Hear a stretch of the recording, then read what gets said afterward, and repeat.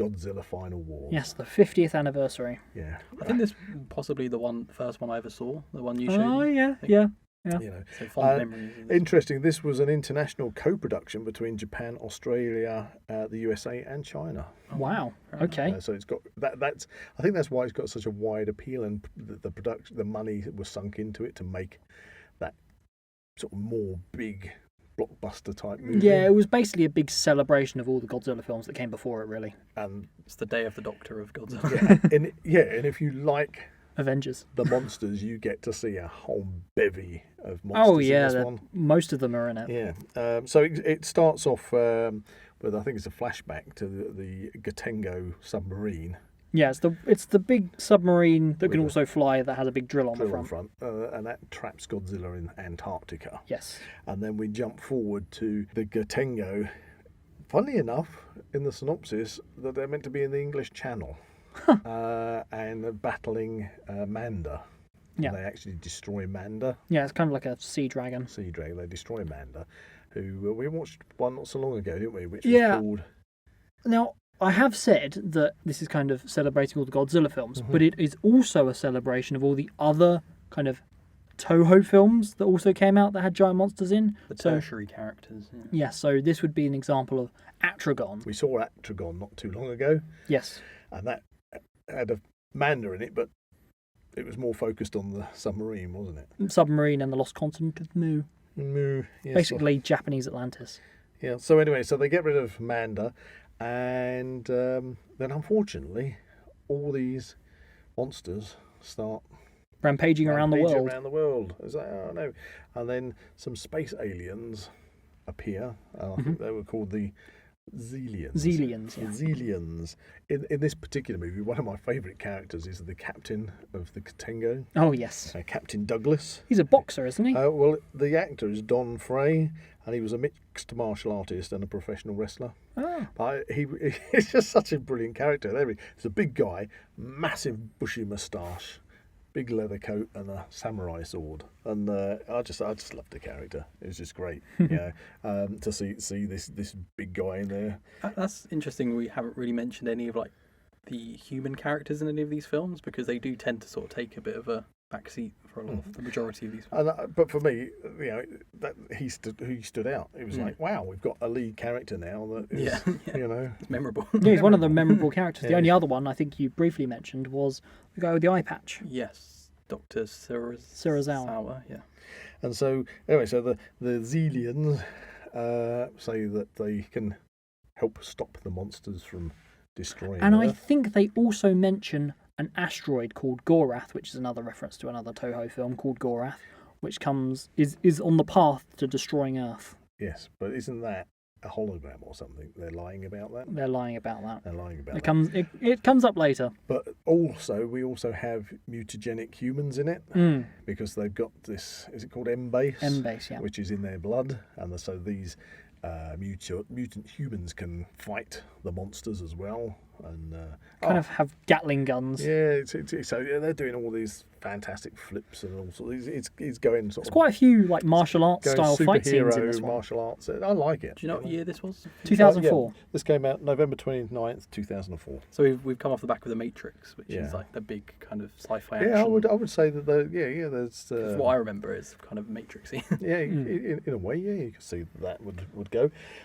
So anyway, so these Xylians, Zelians are saying they're going to help the humans to Defeat the monsters. defeat the monsters, but it's all part of their plan to actually take over the planet. Because it turns out that actually they're controlling the monsters, aren't they? Because they're controlling the monsters because they can control things that've got this M base in their blood. And so, and they start referring to the humans as being their food or cattle or something along those lines. Resistance is futile. Yeah. Reference to Star Trek right there. The Borg. That's it. So I actually like, in a strange way, I like the leader of the Zelians because he's got the sunglasses guy. Yeah. And he's very Matrix because he's got that kind of plastic black mac on kind of thing. And Yeah. he's almost like some kind of rock star alien leader. Mm. And so anyway, so then the Gotengo heads off to Antarctica to free Godzilla. which they in do. a last-ditch effort Yes. to... A Royal Rumble. But the thing is, Godzilla has no M base in his blood system, so the Zelians can't control him.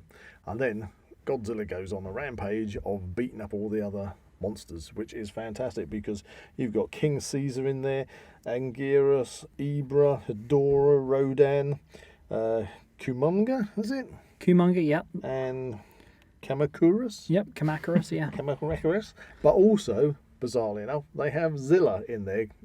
As in the Formerly, Matthew Broderick's Godzilla. They brought the rights back off of the Americans from the Matthew Broderick film. And it was an opportunity for Godzilla to kick his ass. And he ends up literally, so there's a very short fight, and he smashes him into Sydney Opera House and then blasts him with nuclear fire. I knew that tuna head wasn't up to much. I mean, that 1998 Godzilla film is the one that they always show on the TV.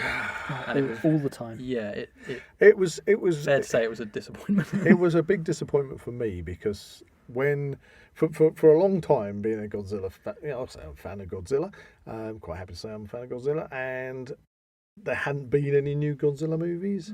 And then they started to suddenly have these adverts of this upcoming Godzilla movie. Well, they referenced it in the I think second Jurassic Park movie. I think one of the earliest, but that was the thing. You kind of Jurassic Park, and you always have like the T-Rex going, like the Jurassic Park sign falling down in front of the T-Rex. And then one of the adverts, if I recall it right, I don't know if you remember this, were people in a museum. Yeah. And there's a like a dome, I've seen glass it. dome I've seen roof, and a T-Rex skeleton in the museum, and all the people are going, "Wow, yeah, this is huge and terrifying." And then suddenly this massive Godzilla foot comes through the roof and just crushes it, and you suddenly go, "Yeah, Godzilla's back!" But unfortunately, I mean, he's not even that big, is he, in the film? no, that's why I'm saying, He's running around buildings, not through them. through them. He's not as tall as the buildings, and then you start. Being somebody who's familiar with the Beast from 20,000 Fathoms, you go, "Hang on, this is actually the Beast from 20,000 They've just changed the name. And they've changed the name. Which, They if they lose hadn't one changed the name and not called it Godzilla, it would have been a perfectly good movie. But it just doesn't work. It just doesn't live up to the name. How did he get to Sydney then? Oh, he's just He swam. Hollow Earth. What you Doesn't talking he about? like Hollow get? Earth. Does he get like transported down? Yeah, by the aliens at one point, yeah. Okay. So anyway, so he ends up going around beating all the monsters up. Did you mention Gigan and Mothra there in this? Yes, because Mothra also comes to the rescue. Yes, at the end of the movie. Yeah, isn't it that the people from the Gatengo get transported to Infant Island? And they meet the little twins. They do have a kind of mystical kind of... And Mothra gets in there because one of my favourite bad guy monsters that I probably mentioned earlier on in this podcast is in it, and that's Gigan. Yeah. So he has to fight Gigan, who is the monster cyborg. Yeah. And so the original one's got like hooked arms. Yeah. And so he fights there and he beats Gigan, and then the Zelians. He blasts his head off. Yeah. And the Zelians, I think, don't they then infuse Gigan with... They just rebuild him. And then he comes back and he's suddenly got double chainsaw hands. He's been Uber Gigan. Uber Gigan. And he has to fight Godzilla like that. And Mothra. And Mothra helps out on that one. Godzilla gets a kick in. But oh no, what's this? I did mention it earlier. The asteroid. Oh, the It hits- Gorath. Hits Earth, but it's not a meteorite. It's actually another monster. Monster X. So anyway, Monster X turns up, and Gigan and Monster X fight Godzilla. Godzilla gets pasted, doesn't he? Which is when Mothra turns up to then fight Gigan. Mm-hmm. Those two end up destroying each other, but Godzilla blasts Monster X. Another twist. So Monster X then changes into Monster X2, or colloquially known as Kaiser Ghidorah. Right. Which is kind of like a three-headed dragon. We know who King Ghidorah is, basically King Ghidorah. He then grabs on to Godzilla and kind of starts absorbing all of his energy. And then that's when the human mutants give him a boost of their energy. And the guy with the moustache. Yes. And suddenly Godzilla, Yep. superpower. Yeah, blasts off several of King Ghidorah's heads. Oh, no, Kaiser Ghidorah's heads. Then spins him in a circle, chucks him off the planet, and then blows him up in space. There you go. it's just a huge fun romp, this movie. Very It's a much final so. war. It's a celebration. It's a celebration of all things Godzilla, with loads of the monsters in there. Sadly, no Titanosaurus. Yeah. He does appear in kind of, I think it's the beginning title sequence Mhm. as some stock footage. Any King Kong? No Nope. King Kong. No, there you go. But it was a good movie. Yeah. I remember enjoyed that enjoying it. From what I remember enjoying I it. enjoyed that movie.